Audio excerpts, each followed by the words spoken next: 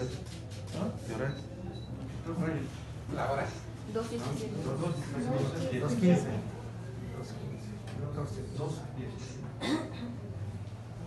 Ok, entonces ahorita platico con el secretario para que elabore los puntos de acuerdo con nuestros formatos y todo. Los primeros 3 puntos, pues sin problema. El siguiente del proyecto, pues lo vamos a trabajar incluyendo el tema de lo que planteamos con esto. Obras Públicas va a ir a trabajar para sacar los permisos correspondientes del proceso. Mientras tanto también iremos platicando con los artistas para ver sus propuestas y tomar la decisión. Entonces, vamos avanzando con esto.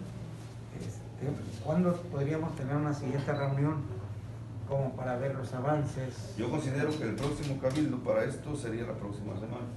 Perfecto. Póngale usted que el martes o miércoles de la siguiente semana estamos ya teniendo el acta, las actas de cabildo de los primeros 3 puntos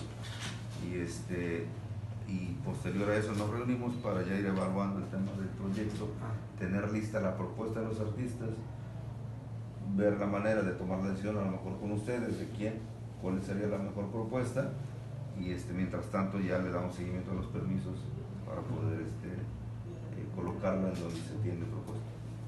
Muy bien.